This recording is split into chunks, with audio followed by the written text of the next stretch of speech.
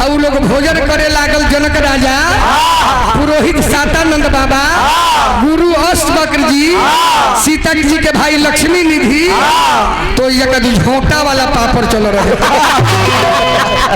Lollipop चलता। अब बताइए, रामो जी के बियाह में झोंटा वाला पापड़ चलता, लॉलीपॉप चलता।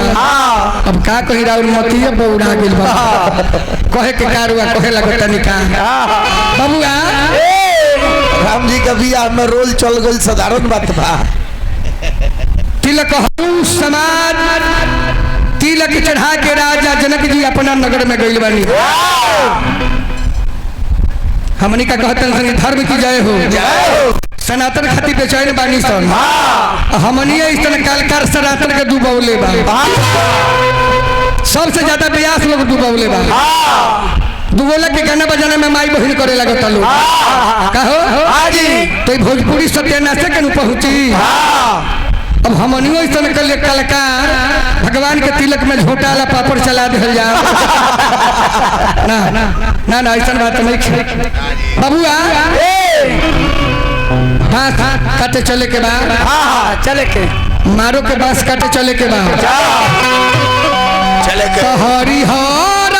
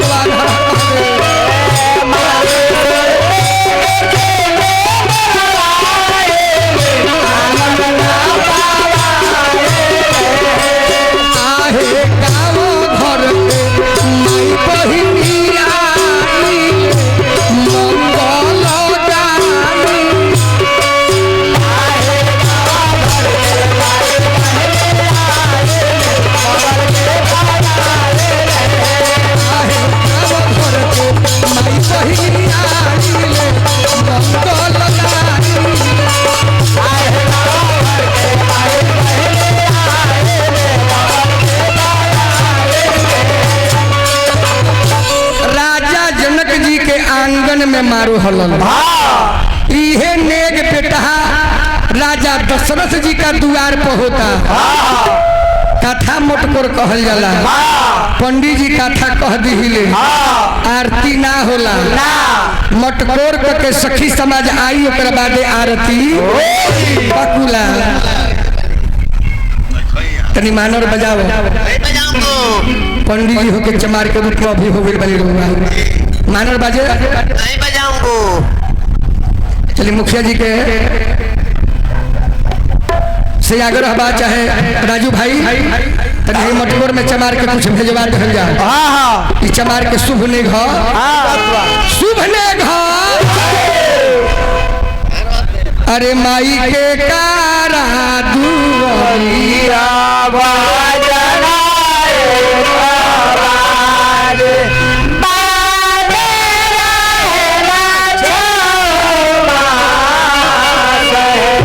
राजा दशरथ रैया दुआरिया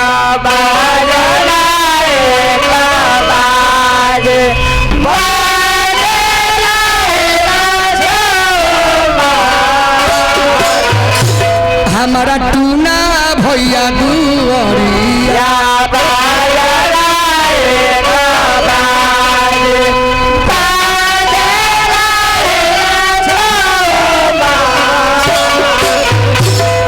बजाई जी मानर बजाई एक परिवार के सदस्य केहू हो गए तो कुछ दे दिया हो गार्जियन तो भैया बैठले बजे चमार होंगे ठनले बारे पौनी पसारी के नेग हो पौनी पसारी के नेग हो बजाई लेकिन दे दे लेकिन हादसा है बहुत कम बा ये ना इनकर एगो मौसियाउत भाइयों आइल बारे करो के होखे के चाहे सही बात बा शर्मा जी बाबुआ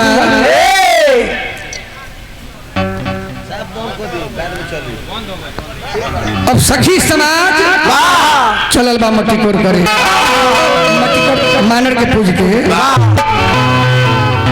कि कहाँ भाग के पियर माटी खड़ा हो जा अरे कहाँ भाग के पियर माटी कहाँ के कूदा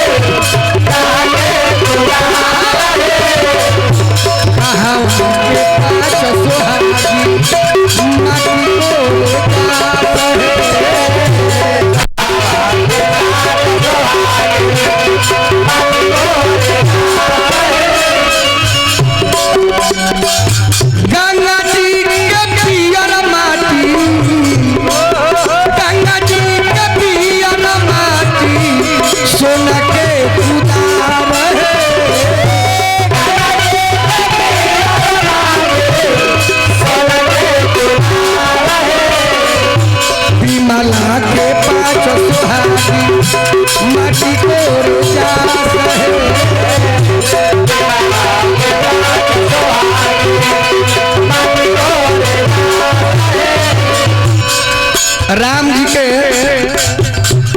अपन बहिन केहू ना रहे राम जी के अपन बहिन केहू रही ना रहे भैया राजा दशरथ जी के एगो मित्र रहला जकर नाम रहे राजा रोमपाद आ वही राजा रोमपाद के लड़की रहली जकर नाम रहे शांति जकर के संता कहल गई श्रृंगी बाबा से विवाह भई रहे मुँह बोली बहिन रली राम जी के कोरा कोरा कोरा बहिना मटिया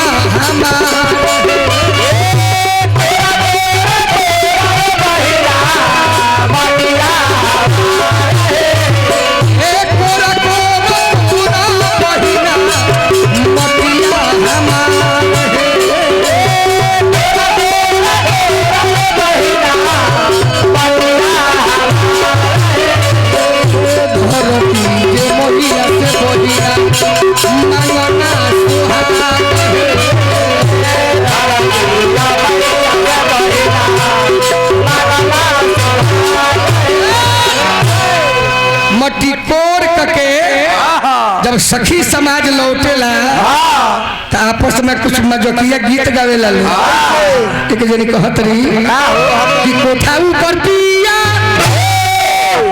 शीशा चमकावे कोठा ऊपर पिया अरे शीशा चमकावे चले आओ हमर लारो दुलारो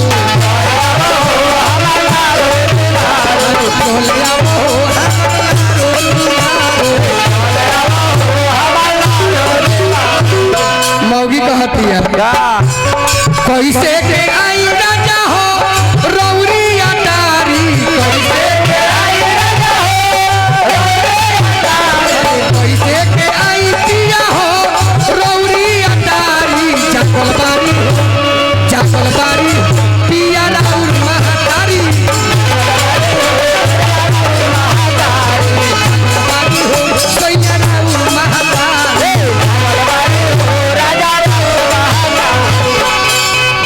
बुढ़ियों से तेरा लुका बोला मर्द को हटा कि सासू बेचारी के हो डर जो न करी हो सासू बेचारी के हो ठोक दी हो हमी